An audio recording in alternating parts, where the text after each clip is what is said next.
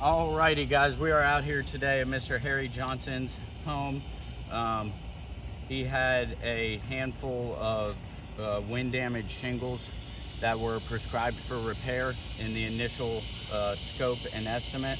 So what we're going to be doing today is we're going to be attempting a repair, see if we can remove one of the shingles that was prescribed in the repair and replace it without further damaging shingles that weren't prescribed in the repair. So I've labeled these shingles just to make it easy throughout the video. Our shingle that was prescribed in the repair is outlined here in chalk and is labeled as shingle 1. What will have to be taking place is we will need to be unsealing shingles 2, 3, and 4 in order to get to the nail heads and remove those effectively, so that we can replace this wind damaged shingle with a new shingle. As we do this, we are going to display extreme caution and be as careful as possible as to prevent any further damage to shingles not prescribed in the repair. Okay, this wind damaged shingle, shingle number 1, as you can see, was already completely unsealed and creased across the top. What we're gonna do, we're gonna begin by unsealing shingle 2, which is the shingle directly above the shingle that was prescribed in the repair. Now, as you can see, while I'm doing this, displaying extreme caution as to not damage the shingle further, placing my hand on top as to keep everything as intact as it needs to be. Should be good there. All right, shingle 2 unsealed. Move over, we're gonna unseal shingle number 3. There's gonna be at least 1 or 2 nail heads in shingle 3 that need to be removed as well.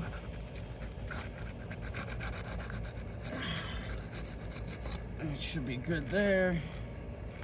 Yep, and then we're going to unseal shingle number 4. Again, displaying extreme caution as to not rip that shingle while we have to break that seal and that bond in order to get to those nail heads.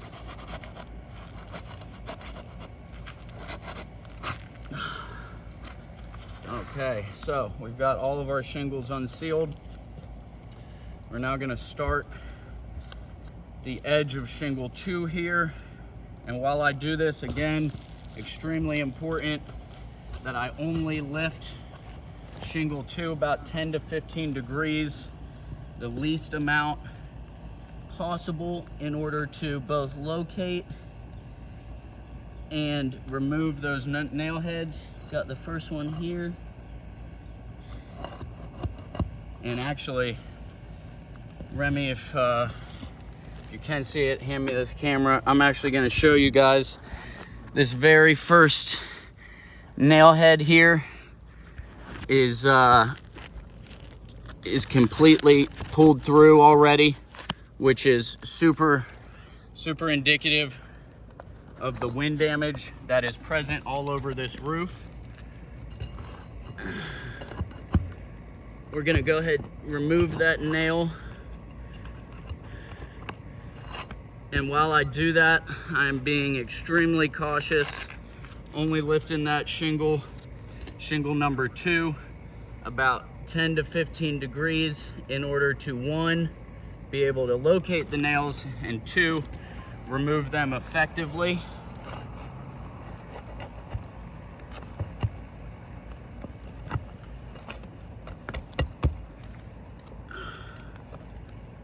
All right, got that one. Moving right on along.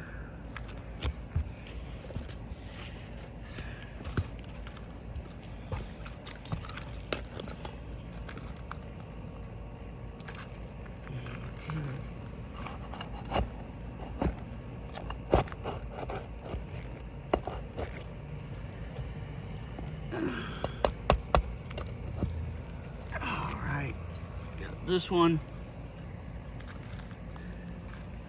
Next one here.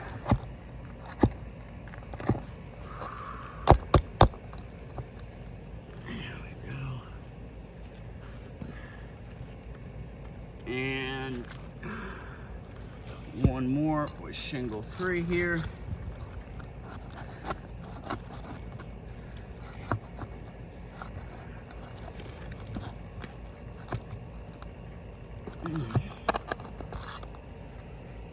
And again, Remy, if you can see from this angle, simply from lifting this about 10-15 degrees in order to getting that nail head out, this tab has become completely delaminated, has lost its seal, and in turn is what we would consider wind damage at this point. But we're going to continue with the repair, and we're going to move up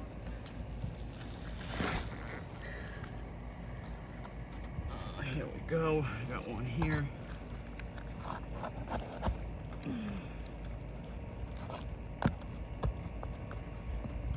Alrighty. Check and see this one. One more here as well.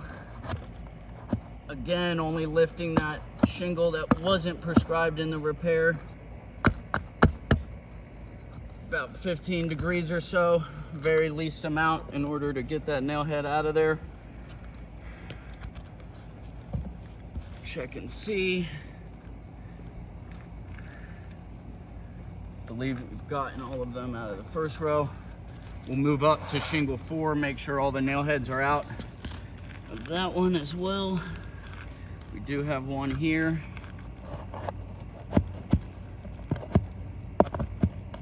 Alrighty.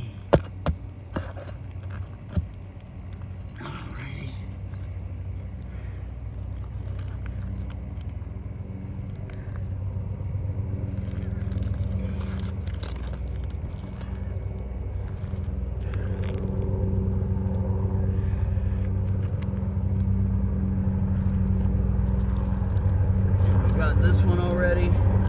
I believe we've removed all the nail heads that are necessary. Now I do want to go ahead and just do a little bit of a recap here.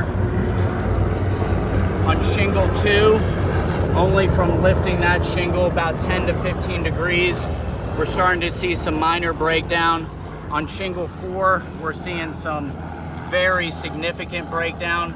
Another thing that I want notated is on every shingle that was not prescribed in the repair but had to be manipulated in order to get those nail heads out, we are now seeing further damage. We have completely broken the seal and the bond on multiple tabs. We have some very evident and clear creasing, as well as these tabs being rendered completely unsealed as well, and that's simply from lifting that tab up. This one as well, completely unsealed. You can see the creasing beginning to happen here. That was simply, all of this further damage has taken place from simply manipulating that shingle about 10 to 15 degrees in order to get those nail heads out. Now what I want to notate also is, without a doubt, those shingles 2, 3, and 4 are going to need to be manipulated significantly more than the amount of degrees it took to get the nail heads out in order to get those nails back in and fit the hammer underneath the shingle. Okay, so we got one nail still hanging on. Let's see if we can figure out where that guy is.